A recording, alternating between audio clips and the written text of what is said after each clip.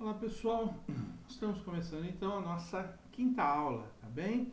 Iniciamos essa aula falando aí sobre classificação fiscal de mercadorias, tá bem? Essa classificação, ela vai funcionar como uma classificação aduaneira, não é? Utilizando um sistema harmonizado, um SH de designação e de codificação de mercadorias.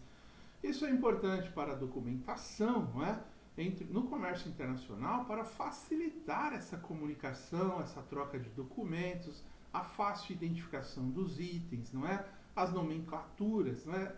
No mercado comum do Mercosul, por exemplo, depois dessa codificação internacional, são atribuídos lá outros dígitos, tá bem? Nós vamos ver aqui para que tudo como isso funciona.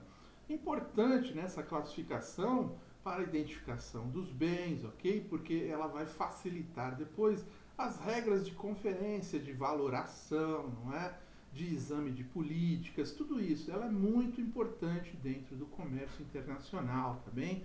Essa classificação fiscal vai ampliar, não é? As maneiras, não é? Como o comércio internacional deve ser elaborado, né? Agora nós estamos tratando aqui já dos processos, dos procedimentos, de como se faz o comércio internacional na prática, tá bem? Então, quais são os objetivos dessa classificação fiscal de mercadorias? A facilitação do comércio internacional, agilidade e custos, né? Para cada país vai criar um código, um sistema, cada um pode até ter o seu, mas eles têm que migrar depois fazer a conversão para o sistema fiscal de mercadorias utilizado dentro da Organização Mundial do Comércio, ok? Isso vai ganhar agilidade e custos, né? Redução de custos para a conferência, por exemplo, não é? Conferência dos padrões de valoração, enfim. Vai nomear mercadorias, né? Vai dar nomes e também vai codificar essas mercadorias, não é? Vai criar classes, vai dar nomes para que serão idênticos, né, para todos os países, o código será o mesmo também. A origem, né, o Conselho de Cooperação Aduaneira. Então já existia um Conselho de Cooperação Aduaneira e esse conselho já trouxe, né, essa classificação fiscal para dentro da OMC. Então, através aí da Convenção Internacional sobre o Sistema Harmonizado, né, de designação, de codificação de mercadorias, em 83 ficou-se estabelecido essa nomenclatura do Conselho de Cooperação Aduaneira, NCCA, e a codificação uniforme para o comércio internacional, né, a CUCI, aí, utilizada também pela ONU, né, Organização das Nações Unidas. Então, a OMC foi juntando todos esses conselhos, essa origem, essa documentação, para se transformar em algo acessível a todos os países e de fácil entendimento, ok? Quais são as vantagens que isso traz, né? Porque adotado por 100% do comércio internacional, como dissemos lá, basicamente 190 países estão dentro da Organização Mundial do Comércio. E mesmo aqueles que estão fora, que não participam da organização, são países muito fechados, não tem muito comércio internacional, né, ou quase nenhum, eles também se utilizam às vezes dessa classificação com aquele pouco que eles fazem, tá bem? Porque é a maneira mais fácil de se comercializar no mundo utilizando essa ferramenta, tá bem? Essas ferramentas. Permite comparações estatísticas, não é? Então, quando você tem um sistema igual, um sistema harmonizado, quando você vai fazer controles, estatísticas, pesquisas, estudos, você vai utilizar a mesma numeração em todos os países, isso vai ficar muito mais fácil de se entender, não é? Esse nível de comércio mundial, percentual de cada um, participação, enfim, para medir essa troca, não é? Como é feita entre os países, se há equilíbrio, se não há equilíbrio, tá bem? Uniformização de documentos, não é? Simplificando formalidades aduaneiras e de transportes. Como falamos, quando você tem lá um sistema aduaneiro exatamente igual, que você pode trocar informações aí de ou internet, não é? Você vai conseguir simplificar as conferências dos documentos, metade disso vai ser feito, não precisa ser feita por uma pessoa, pode ser feita por sistemas integrados, não é isso? Formalidades aduaneiras também, os processos que ocorrem, né, antes do desembaraço da mercadoria, e até mesmo os transportes, né, quando você tem um transporte aí, multimodal, né, ou intermodal, enfim, você vai utilizando documentos que vão trocando informações, sempre com as mesmas codificações, né, de produtos, de descrições, enfim, isso tudo facilita muito toda a parte administrativa, fiscal, ok? Instrumentos para discussão de acordos tarifários. Então, também serve, olha, nós vamos estabelecer tarifas, né, para comuns, né? Então, assim, quando utilizarem os itens dessa codificação, desse grupo, dessa classe, enfim, fica muito mais fácil de você estabelecer a regra correta, né? Assim, quais serão as taxas adotadas para quais produtos. Então, somente para os produtos que estiverem dentro de uma determinada classificação fiscal. Assim fica muito mais fácil se entender, ok? No momento da negociação. Muito bom. Como isso é dividido, né? Como o sistema harmonizado, então, ele é montado? Primeiramente, você tem 21 seções, ok?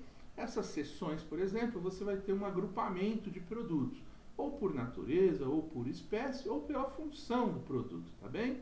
Um exemplo, né? Você tem lá a seção de animais vivos e produtos do reino animal. Então, tudo que é animal vivo e produtos do reino animal estará dentro de uma dessas seções, né? São 21, uma será somente para isso. Matérias têxteis e suas obras será uma outra seção. Armas e municípios, uma outra seção. Objetos de arte, cada um será uma seção e terá uma codificação especial somente para ela, ok? E além das seções, das 21 seções, você tem 99 capítulos, não é? Então, cada capítulo também será um tipo, né? E além dos capítulos, você pode ter subcapítulos, não é? Alguns com subcapítulos. Por exemplo, animais vivos, não é? Você tem lá, nós utilizamos aqui na seção, na primeira, né? Animais vivos e produtos do reino animal. Aí eu vou dividir, olha, a seção 1, ela é animais 01, né? Animais vivos e produtos do reino animal. O capítulo 96 lá, por exemplo, sei lá, o capítulo 1, ele será somente animais vivos, ok? Desses 99 capítulos, né, que existem dentro de cada seção, somente se utilizam 96, tá? Por quê? Porque o capítulo 77, ele está reservado, né, para uma futura realização de sistema harmonizado. Capítulo 98 e 99 são utilizados pelas partes contratantes, né, para alguma nomenclatura comum, alguma coisa, alguma descrição, né, por exemplo, aí, ó, exemplo de joalheria de ouro, consumo de bordo, né, combustíveis e lubrificantes, enfim, quando há alguma especificidade que exija a utilização de um capítulo especial, 98 e 99 estão lá. Se isso já não estiver definido em nenhuma das outras seções e capítulos, ficará livre esses 2 capítulos para utilização, ok? Muito bom. Além disso, nós vamos juntar tudo isso aqui, tá? Estamos colocando o panorama, então criamos lá as seções, depois os capítulos. E nós temos as posições, né? E também subposições. Primeiro nível e segundo nível, ou seja, quando tem 2 dígitos ou apenas um dígito. Quando ela será simples e quando ela será composta. Quando ela terá um travessão, quando ela terá 2 travessões. Então, vamos usar exemplos aí. Ó. O 6º dígito, quando ele é igual a 0, ele quer dizer o quê? Você tem uma subposição de primeiro nível apenas, ou seja, você tem lá a seção 01, capítulo 01.1, ou seja, ele tem uma subposição só de nível 1, ela não tem o segundo nível. Por exemplo, se fosse ponto 12, aí ele teria um subnível. Ele não se desdobrou no segundo nível nesse caso aqui. Trata-se de uma subposição de primeiro nível fechada, tá bem? Quando a gente mostra isso tudo aberto, vai ficar mais fácil de entender, tá? Estamos passando aqui os conceitos, ok? Então, a estrutura do sistema harmonizado, ela vai ficar baseada em 6 regras gerais para interpretação, né, que chamamos aí de RGI, regras gerais de interpretação. Também as notas legais, você além das regras gerais de identificação, de interpretação, né, você tem as notas legais de seção, de capítulo, de subposição, que descrevem, né, que é o mais importante em muitos casos, que descrevem o material com exatidão, ok? As notas explicativas também do próprio sistema harmonizado, né, de como ele funciona, e os pareceres de classificação, ok? Tudo isso está dentro do sistema harmonizado, tá bem? Vamos aos exemplos, para ficar muito mais fácil de entender. Então, na classificação fiscal, por exemplo, nós temos a seção 1, né? Nós temos 21 seções, ok? Animais vivos e produtos do reino animal. Então, no capítulo 1, ele é reservado para animais vivos. O 2, carnes e miudezas, tá? Para comestíveis. Capítulo 3, peixes e crustáceos, moluscos e outros invertebrados aquáticos. O capítulo 4, leite, laticínios, ovos de aves, mel natural, produtos comestíveis de origem animal, não especificados nem compreendidos em outros capítulos. Então, tudo isso aqui é a própria descrição do sistema harmonizado, o que deve ser encaixado em cada capítulo, tá bem? No capítulo 5, outros produtos de origem animal não especificados nem compreendidos em outros capítulos, tá bem? Então, isso já existe. A seção 1, ela está dividida em vários capítulos, ok? Que serão ali os 2 primeiros dígitos do código.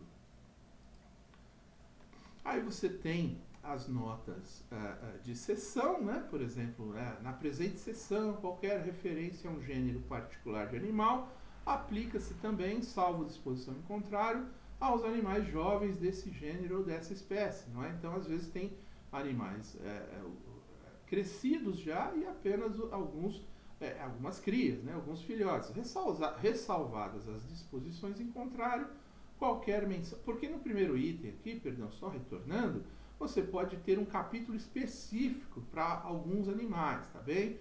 Por exemplo, bezerros, né? Para algum tipo de função específica, enfim, né? Você pode classificá-los, pode existir uma nota, né? Uma seção específica somente para bezerros. Ou não, quando não existir, ele será incluído, então, naquela seção que nós já falamos aqui. Ressalvadas as disposições em contrário, qualquer menção na nomenclatura a produtos secos ou dessecados compreende também os produtos desidratados, evaporados ou liofilizados. Ou seja, deve tudo estar no mesmo capítulo, a menos que seja criado, né, exista já uma seção dizendo que um produto específico deve seguir aquela seção e por algum motivo especial, tá bem? Então, por exemplo, nós temos lá a seção, né, o capítulo 1, nós temos a seção 1, né, que é animais vivos, né, 01 é animais vivos. Só que 01 é animais das espécies cavalar, asinina e muar, ok? Asnos e mulas, né, enfim, tudo junto com cavalos. E 0102 da espécie bovina, ou seja, você está separando, né, cavalos de vacas e bois aí, ok? E o 03 da espécie suína, o 04 das espécies ovina e caprina. Então, quando você vai fazer comércio, você vai vender algo ou você vai comprar algo, são esses os códigos que você vai usar. Eu quero um animal vivo da espécie suína, então seção capítulo, seção 1, né, capítulo 1, animais vivos, 01, 04 ou 0103 se for, né, e 0105, 0106 para outros animais. Enfim, cada um tem a sua codificação específica, tá bem? E também tem as notas do próprio capítulo, não é? Então, como nós falamos lá, o sistema ele vem de códigos, descrições e as notas do próprio capítulo explicativas, ok? Por exemplo, aí notas do capítulo 1, né, o presente capítulo compreende todos os animais vivos, exceto peixes e crustáceos, moluscos e outros invertebrados, né, aquáticos, das posições 03, 06, 0306, 0307, 0301. Por quê? Porque em alguns casos, não é? Toda essa questão de codificação, ela é específica, não é? Alguém tem lá uma condição específica para esses animais que estão em outras posições já. Então, se você vai vender um peixe, um crustáceo, um molusco, você vai investigar lá primeiro se ele não faz parte dessas outras seções para você enquadrar na melhor seção, aquela que melhor se adequa através da descrição, das notas do capítulo, ok?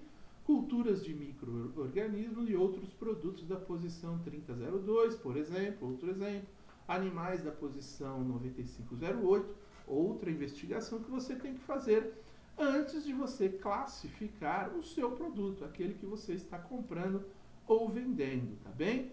Então, como é que fica quando nós falamos de seção e capítulo? Nós temos lá as posições e as subposições, não é? Também. Os códigos têm 6 dígitos, tá bem, gente? São a seção, que ela é descritiva, aí você tem o capítulo, o subcapítulo, né? Que é o primeiro 01, depois o subcapítulo, o segundo 01, e depois você tem as posições e subposições, depois do ponto. Então, o ponto 1, né? O 1 é uma posição, e quando ela tem uma subposição, ela tem um outro número logo depois. Então, por exemplo, aqui 0101, né? Posição e subposição, né? Posição animais vivos, 01 da espécie cavalar, né? O segundo 01, e depois você tem o ponto, que aí o ponto 10 é reprodutores de raça pura. O ponto 9, 90, 0 são outros, enfim.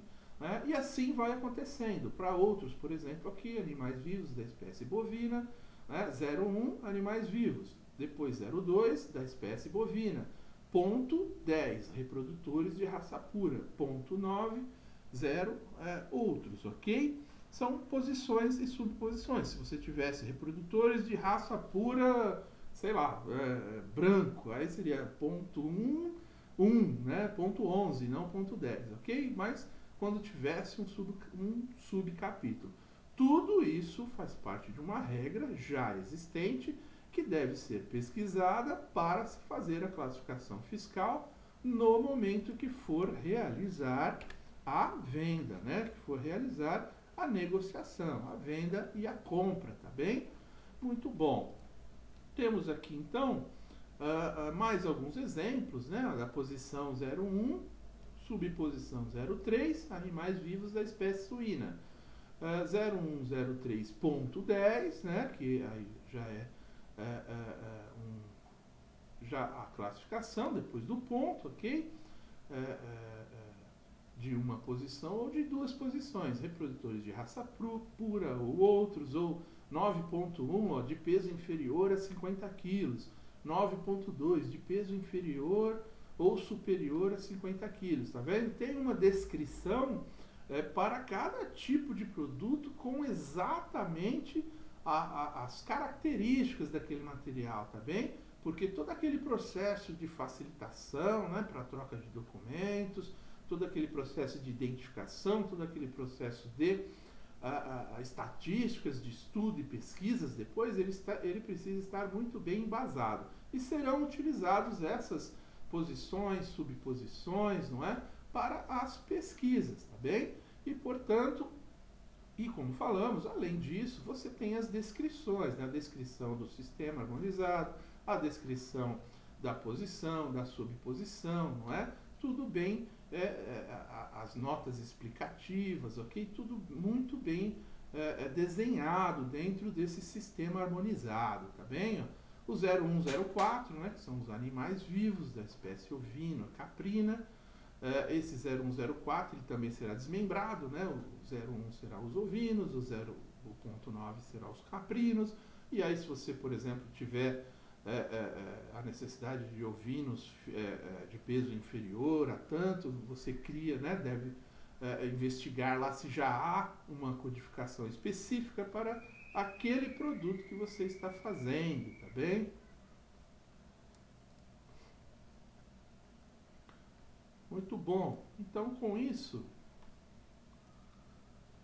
nós passamos aí pela questão de classificação de mercadorias, tá bem? De uma forma bastante simples, tá? Para não ficar aprofundando, discutindo detalhe por detalhe, porque é muito vasta, né? A descrição, o sistema harmonizado, ele é um sistema bastante amplo, que deve ser investigado para cada tipo de comércio. Nós demos aqui alguns exemplos que são de mais fácil compreensão, mas é óbvio, cada segmento, cada mercado tem dentro do sistema harmonizado, né, vai procurar lá dentro das seções específicas, né, sua posição, subposição, enfim, tudo que seja necessário, tá bem? Muito bom. Com isso, vamos entrar agora num novo assunto. Vamos falar ainda dentro, né, da classificação fiscal de mercadorias, das regras gerais de interpretação, não é? Como essas regras são divididas, né? Nós falamos lá que são 6 regras, ok? Como elas são divididas, né? O entendimento desse sistema harmonizado. Primeiro, os títulos das seções, capítulos e subcapítulos, têm apenas valor indicativo, ok? Conforme nós falamos lá, 01, animais vivos, 01, cavalar, 02, outra coisa, né? Bovinos, enfim.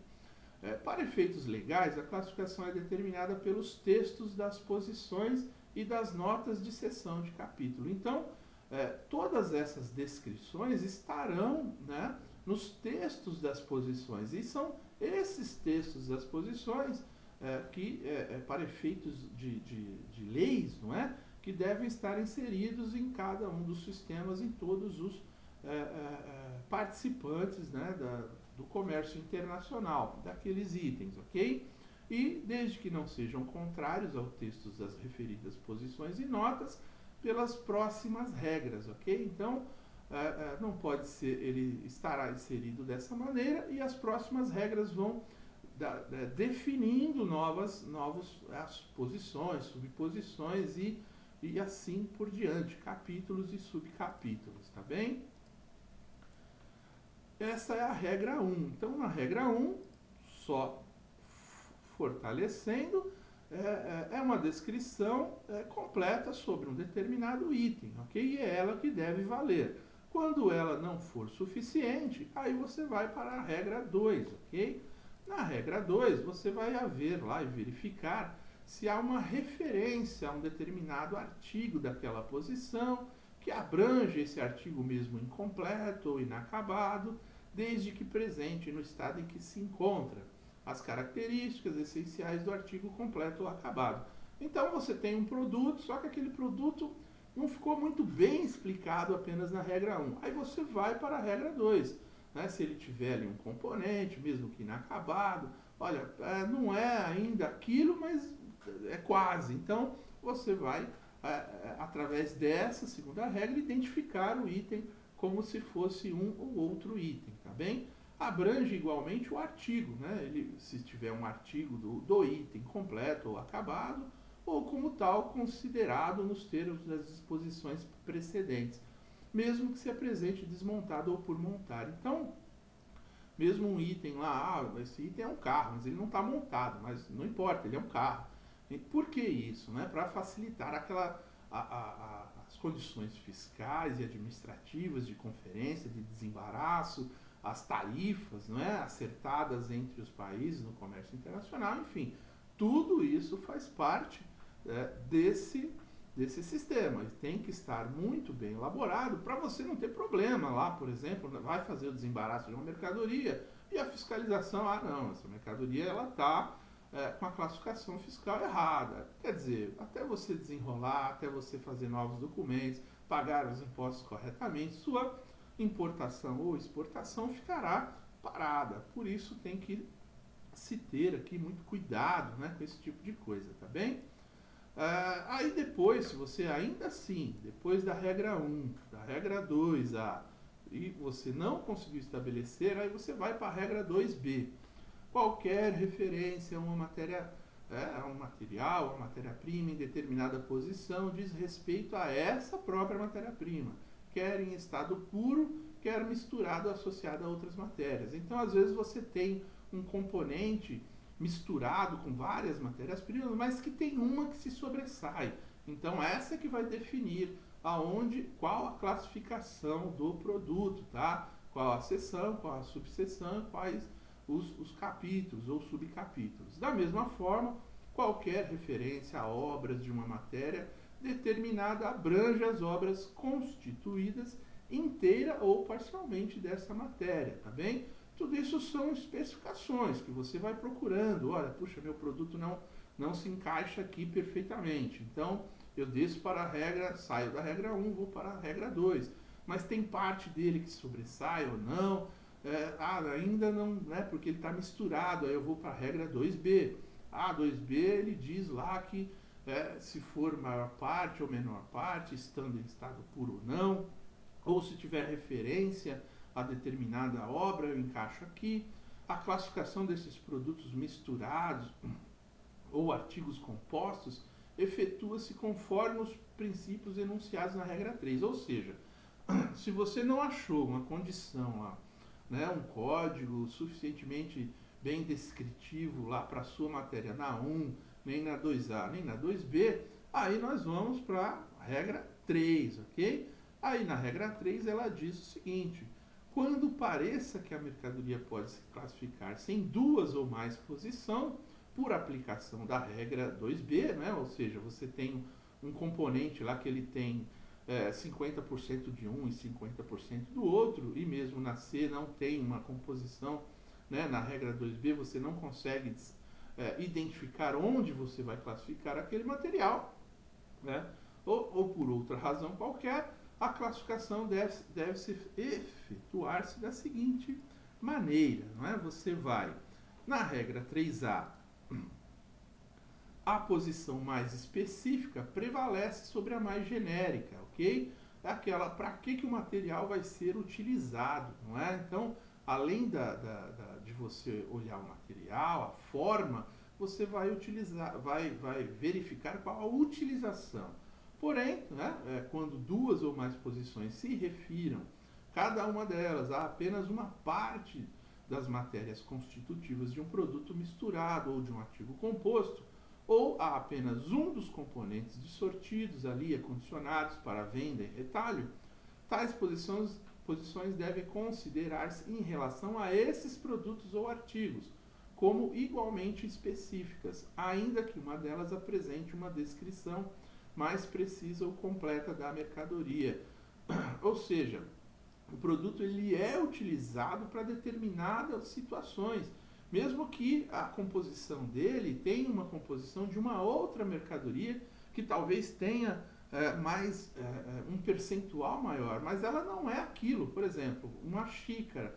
Uma xícara nunca vai ser um prato. Então, ela pode ter componentes lá de um prato, mas é uma xícara. Então, você vai ter que, pela regra 3, mesmo ela tendo um artigo misturado lá, que eu poderia colocar ela como um prato pela regra 2, ela não se enquadra, eu vou para a regra 3. Ela é uma xícara, então eu vou encaixá-la aqui por esse motivo. E vou descrever isso muito bem, ok? E a 3B? A 3B, os produtos misturados, as obras compostas de materiais diferentes ou constituídas pela união de artigos diferentes, e as mercadorias apresentadas em sortidos acondicionados para venda a retalho, cuja classificação não se possa efetuar pela aplicação da regra 3. Classifica-se pela matéria ou artigo que lhes confira característica essencial quando for possível realizar essa determinação. Por exemplo, quando você vende lá um pacote, não é, de 2 macarrões e um molho. Pela regra 3A, você tem 2 pacotes de macarrão e um de molho. Ora, eu estou vendendo tudo aquilo como um produto, como macarrão, um kit de macarrão. Pela regra 3A eu poderia encaixá-la. Porém, pela regra 3B eu vou verificar, não, mas Isso pode ou não pode ser encaixado dessa forma? O produto sortido, ele é diferente disso? Eu posso colocar esses artigos juntos, eles têm a ver um com o outro ou não tem a ver? Se não tiver a ver, eu vou ter que classificar um produto diferente do outro, mesmo que eles estejam dentro da mesma embalagem. Aqui não é o caso da regra 3B. Se eles forem semelhantes, se eles forem utilizados para a mesma coisa, a regra 3A atenderá. Ou seja, como nós estamos vendo, todas essas regras para qual código que eu vou encaixar o meu material tem que ser muito bem investigada, tá bem? Para que você não ocorra em nenhum erro, né? Um erro de classificação de materiais, porque no momento de fazer o desembaraço, quem faz, né, o desembaraço, quem autoriza, quem dá o desembaraço da carga, ele conhece muito bem essas regras e ele vai encaixar e ver se seu produto está bem classificado, vai pagar os impostos corretamente, tá bem? Nos casos em que nem a regra 3 e nem a 3A nem a 3B permitam, né, efetuar uma classificação, se depois de tudo isso, né, da regra 1, da regra 2A, da regra 2B, da regra 3, 3A, 3B, você não conseguir, aí você vai para a regra 3C. Ela diz o quê? Que a mercadoria classifica-se na posição situada em último lugar na ordem numérica, dentre as suscetíveis de validamente se tornarem em consideração.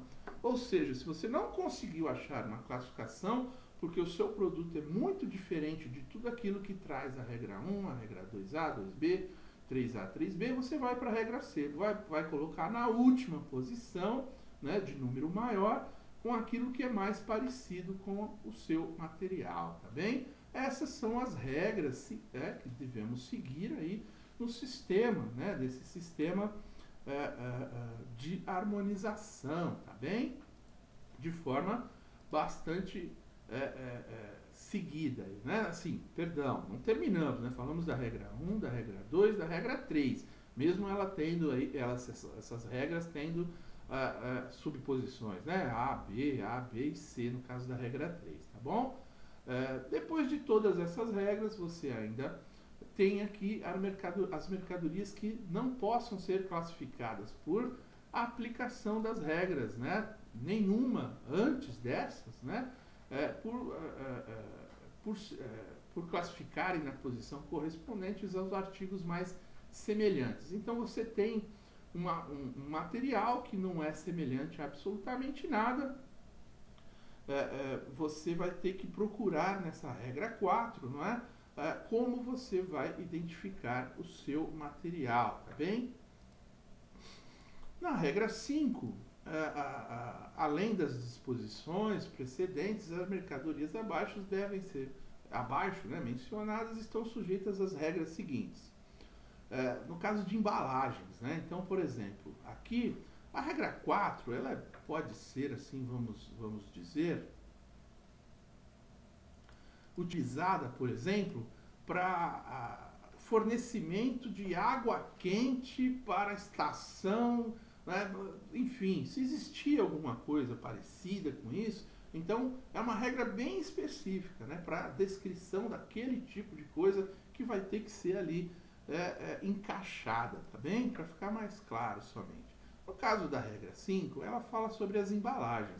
Então, se você tem um estojo, né, para aparelhos fotográficos, instrumentos ou para instrumentos musicais, para armas, para instrumentos de desenho, joias, receptáculos semelhantes, eles foram especialmente fabricados para conterem um artigo determinado ou um sortido e suscetíveis de uso prolongado. Ele sempre vai acompanhar o produto, certo? Quando apresentado com os artigos que se destinam. Então, quando você faz uma venda, por exemplo, de um equipamento, de um violão, e ele tem lá, né, a sua embalagem ideal, feita somente para ele, né, você vai classificar o violão, né, você vai classificar o artigo, desde que seja um tipo normalmente vendido, né, com tais artigos. Em regra, todavia, não diz respeito aos receptáculos que confiram ao conjunto a sua característica essencial. Ou seja, isso não está ligado ao produto essencialmente, mas ele de alguma forma faz parte do produto. Então você vai classificar essa embalagem junto com o produto, tá? O produto vai ser o próprio violão, não há a necessidade de se classificar essa embalagem, porque ela é uma embalagem feita só para aquele produto e acompanhará o produto praticamente durante sua vida toda. A 5 ainda pode se quebrar, né, quando há uma embalagem que classifica um ciclo a uso com desse tipo normalmente utilizado para o seu acondicionamento. Todavia, essa disposição não é obrigatória quando as embalagens sejam claramente suscetíveis de utilização repetida, ou seja, na 5A, quando eu tiver embalagens que vão, que retornam, né, eu vou criar então uma classificação específica para a embalagem, tá bem? Porque ela necessariamente poderá ser quase que um produto, né, assim, separado. Ele vai e volta ou não, ele vai e poderá ser utilizado para outras coisas lá pelo próprio cliente. Então essa embalagem, mesmo que ela esteja já embutida no preço do produto, ela terá uma classificação fiscal diferente, tá, do produto e não igual como é no caso da regra 5 geral, tá bem? Na regra 6, a classificação de mercadorias nas subposições de uma mesma posição, então você tem lá os últimos 2 pontinhos lá, né? Não, perdão, são as posições e subposições, né? São os segundos 2 números do sistema harmonizado, né? Ela é determinada pelos efeitos legais, pelos textos dessas subposições e as notas de subposições respectivas, assim como, né, mutatis mudandis, aí, pelas regras precedentes, entendendo-se que apenas não comparáveis subposições do mesmo nível. Para os fins da presente regra, as notas de seção e de capítulo são também aplicáveis, salvo disposição em contrário. Ou seja, além do código, o que é levado em consideração, o que é de suma importância são as descrições, não é? Portanto, essas descrições, elas já estão lá contidas no sistema harmonizado.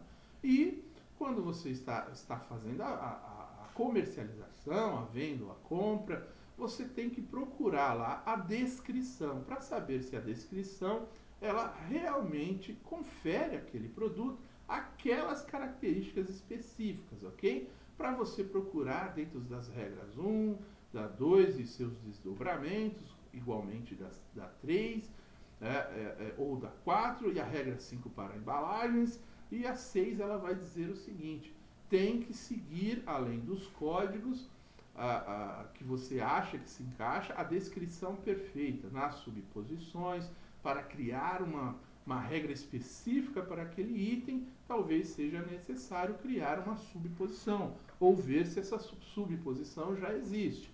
Mas, se ela não existir, terá que ser criada lá pelos grupos de trabalho, lá, né, de vendas de bens ou de vendas de serviços, ok? E implementada para todos os países, tá bem? Essas são as regras utilizadas aí pela OMC para identificação da classificação fiscal, tá bem?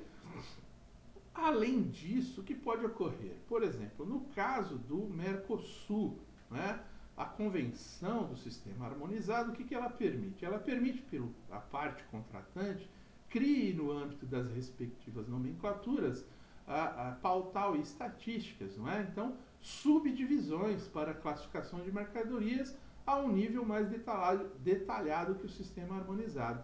Então, o que eu posso fazer aqui, na verdade? Eu posso incluir mais 2 números depois dos 6 números da regra de sistema harmonizado normal. Então, esses 2 números serão só para as minhas estatísticas, as estatísticas internas, por exemplo, do Brasil, quando ele faz negócio com países do Mercosul, por exemplo, tá bem? Desde que tais subdivisões sejam acrescentadas e codificadas para além do código numérico dos 6 dígitos que acabamos de falar. Nas nomenclaturas comuns, né, ela tem cada uma, no Mercosul, por exemplo, ela tem a necessidade, né, e as adaptações dela.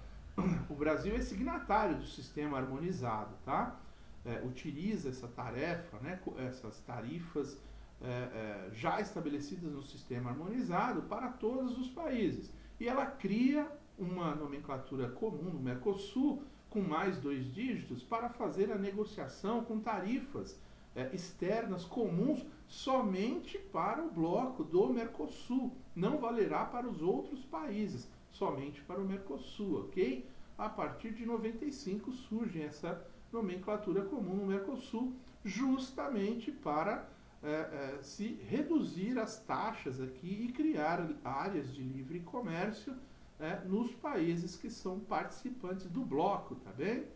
Então, só para ficar aqui como exemplo, né, além das 6 regras de interpretação, nós temos os 2 números complementares. Então, você tem as notas de seção, as notas explicativas também do capítulo, subposição e também as complementares no caso do Mercosul.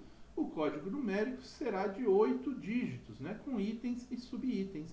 Então, nós temos lá o exemplo, né, como ficaria lá, seção 01, animais vivos, 01, das espécies ovina e caprina, 04, 01, né, 0104.10, isso trata somente dos ovinos, 01, 04.10.1, que aí já são as regras do Mercosul, reprodutores de raça pura.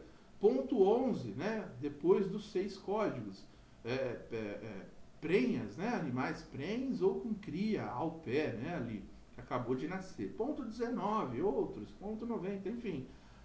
Você tem vários exemplos aí que você pode utilizar para especificar ainda mais essas regras para algum tipo de comércio específico mesmo, né, ou com um país somente, e geralmente é utilizado por blocos econômicos, né, para criação de áreas de livre comércio, criação de sistemas mais complexos ali que envolvem uma estatística local. Ela não será utilizada pelo mundo todo, somente por aqueles participantes daquele bloco econômico, tá bem? Muito bom. Parece bastante simples, não é? Tem muitas explicações. É mais difícil, parece muito difícil a utilização no dia a dia, mas é óbvio que cada um tem uma família de produto, um mercado, um segmento. Isso, com o passar, né, do tempo, torna-se bastante comum, bastante fácil, assim como todos aqueles que utilizam, né, quem negocia, quem vende, quem compra, quem fiscaliza, os sistemas, todos aqueles que atuam também com transporte, enfim, seguros, né, contratos, tudo isso vai utilizar essa nomenclatura comum, facilitando o comércio internacional, ok? Muito bom. Terminamos então essa aula por aqui. Até aqui agradeço. Muito obrigado.